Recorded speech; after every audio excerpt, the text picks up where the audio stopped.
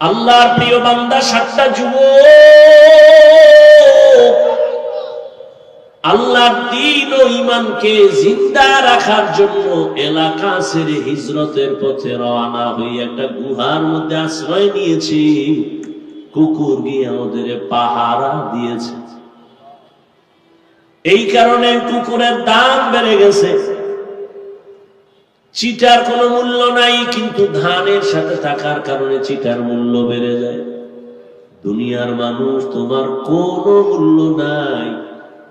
দুনিয়ার মানুষ সব আল্লাহর মখলুক, কোনো দাম নাই। তোমার সম্পর্কটা যদি আল্লাহর প্রিয় বান্দার সাথে লাগায় দেয়, আল্লাহর প্রিয় বান্দাদের মতো তোমার মূল্য বেড়ে যাবে।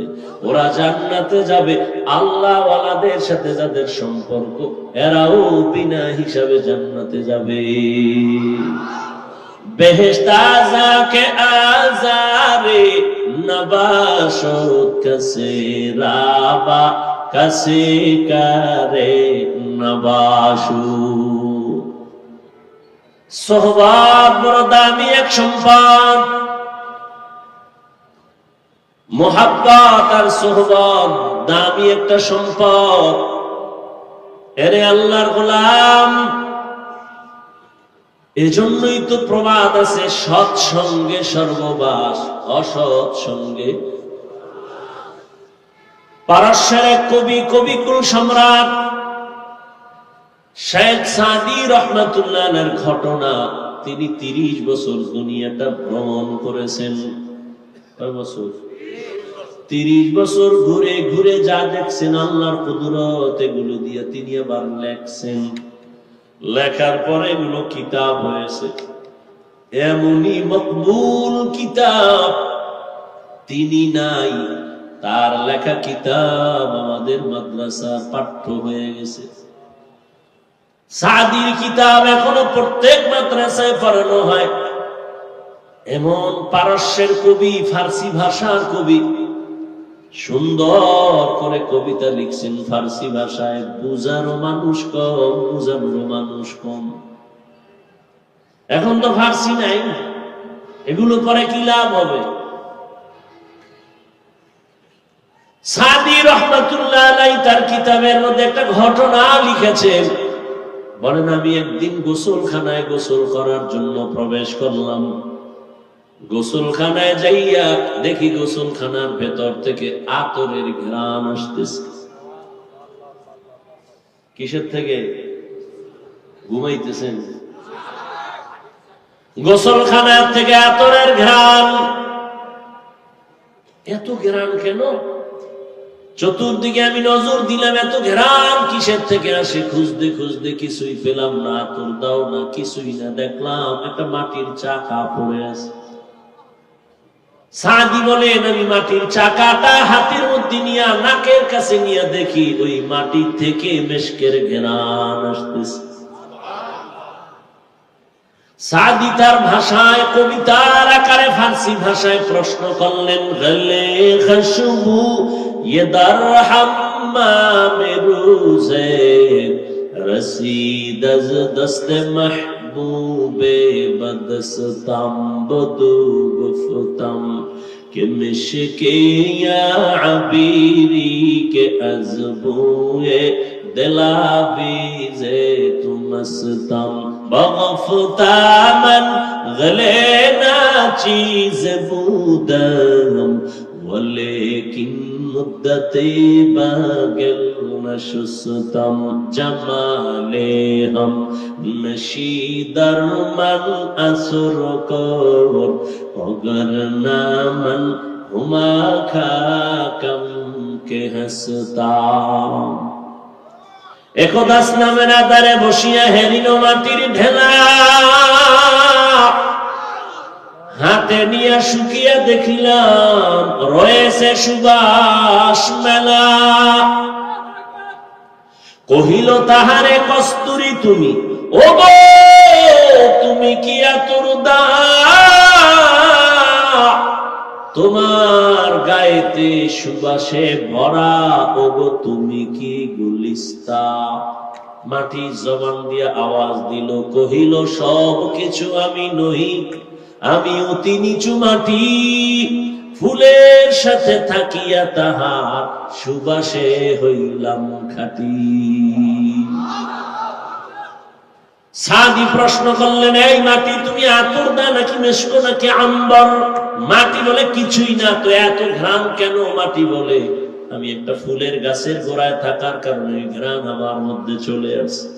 সাদি এবার দুনিয়ার মানুষের বয়ান করে, মানুষেরা একটা মাটির চাকা ফুলের গাছের গোড়ায় থাকার কারণে মাটির মধ্যে যদি ফুলের ঘ্রাণ আসতে পারে, একটা গুনাহগার দুনিয়াওয়ালা মানুষ যদি আল্লাহওয়ালার নেক নজরে পড়তে পারো, আল্লাহওয়ালার সাথে যদি সম্পর্ক লাগায় দাও, আল্লাহওয়ালার নেক তাওয়াজ্জু যখন তোমার কলবের মধ্যে গিয়া লাগবে, আল্লাহর ওলিদের নেক নজরে পাওয়ার আর পাওয়ার, এই পাওয়ার সমান নজরের মধ্যে নাই। আল্লাহ এ পাওয়ার দান করেন, কোন বেনামাজিকে দেন না, কোন গুনাহগারকে দেন না। আল্লাহ এই পাওয়ার একমাত্র তার প্রিয় ওলিদের দান করে। আউলিয়ারা কারে উকবা ইখতিয়ার, জাহেলারা কারে দুনিয়া ইখতিয়ার, মাইলে মোমেন সোয়ে মোমেন মিশাবত, মাইলে কাফের সোয়ে কাফের মিশাবত। 3 দিন ব্যাপী মাহফিলের এই প্যান্ডেল এখন বেহেশতের বাগান হয়ে গেছে। আরো আস্তে করে বল, আরশে আজিমের মধ্যে আমার রব ফেরেশতাদেরকে নিয়ে একটা সুন্দর মজলিস মিলাইছেন। ফেরেশতাদেরকে সাক্ষী রেখে বলেন, ফেরেশতারা বলো, ওই চান্দনা চৌরাস্তার ভেতরে মানুষগুলো শীতের ভেতরে, ঠান্ডার ভেতরে দোকান বন্ধ করে, ঘর বন্ধ করে, চাকরি বন্ধ করে কেন এরা মরছে? আল্লাহ জানেন না? জানার পরেও ফেরেশতাকে আল্লাহ জিজ্ঞাসা করেন, বলো ওরা ওখানে কেন মরছে, কি চায়? ফেরেশতারা কয়, আল্লাহ এরা আপনাকে চায়। কারে চায়? या इलाही तू मेरा मअबूद है, या इलाही तू मेरा माशूक है, या इलाही मुझसे मुझको दूर कर, ताकि देखो मुझ में तुझको एक नजर, या इलाही तू मेरा माबूद है, या इलाही तू मेरा माशूक है। ফেরেশতারা এরা কি চায়? বলে, ও আল্লাহ এরা কিছুই চায় না, টাকা চায় না, বাড়ি চায় না, গাড়ি চায় না, কিচ্ছু চায় না, তোমাকে চায়। কয়াল আল্লাহ তোমার বানানো শান্তির ঠিকানা তারা জান্নাত চায়। সুবহানাল্লাহ। ফেরেশতারা বলেন, হে আল্লাহ এই বান্দাগুলো তোমার বানানো শাস্তির ঠিকানা জাহান্নাম থেকে সবাই মুক্তি চায়। আল্লাহ বলেন, ও ফেরেশতারা এরা আমি আল্লাহকে কোনদিন দেখছিনি বলো?